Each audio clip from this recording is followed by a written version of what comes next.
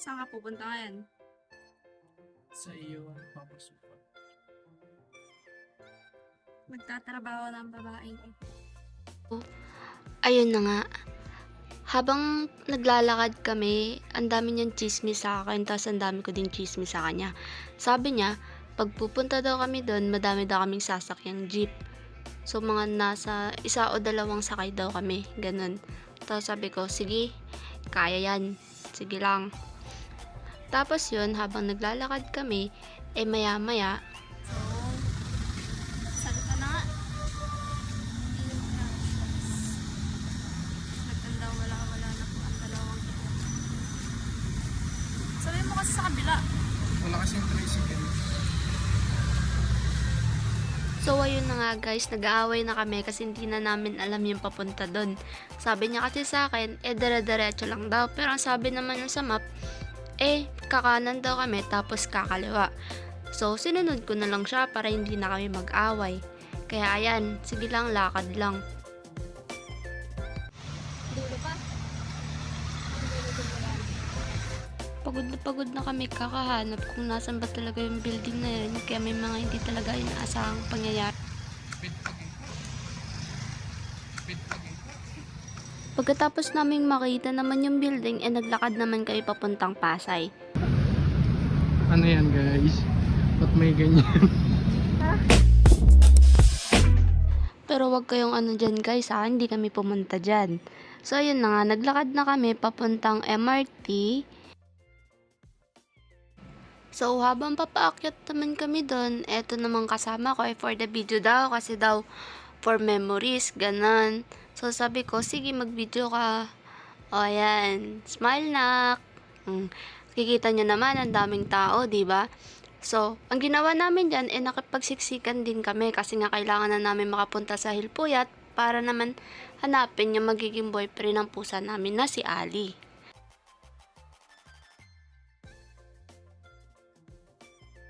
At sa wakas, nakarating na din kami sa Cartimar, which is makikita mo yung iba't ibang klase ng hayop na pwede mong bilhin. Gaya na lamang ng hamster, rabbit, guinea pig, pusa, aso, at iba pa. Monkey. Ganito lang ka kuya?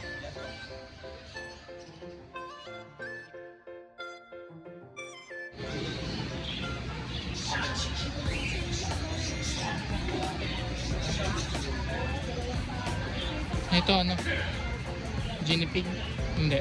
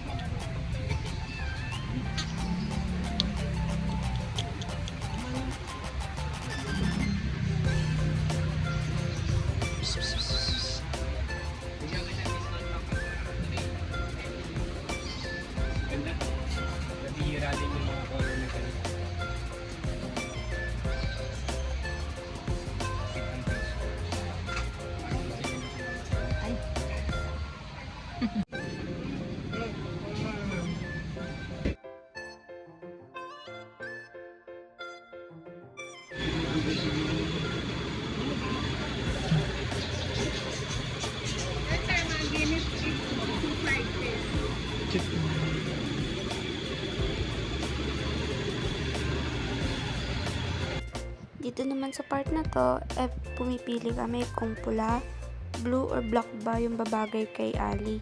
Kasi nga taba-taba niya na hindi nakasya sa kanya. Tapos dito naman sa part na to, bibili naman kami ng collar niya kasi nga wala pa siyang collar para malaman naman na may may-ari siya. Tapos sabi ko, yung collar pink na lang yung kuhain kasi nga babae naman siya.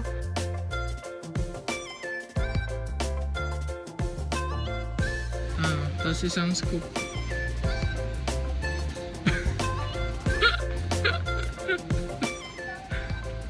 Nagutom na kami sa part na to, kakahanap ng mga kailangan ni Ali, tsaka kakahanap ng boyfriend niya, kaya nilibre niya ako ng buko shake tsaka ng siomay.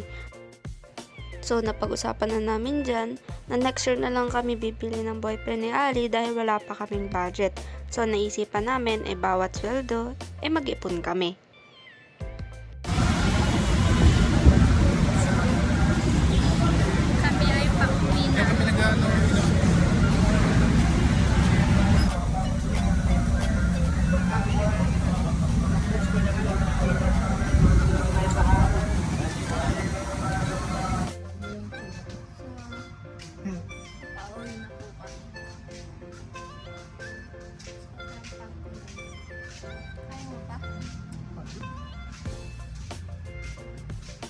dito.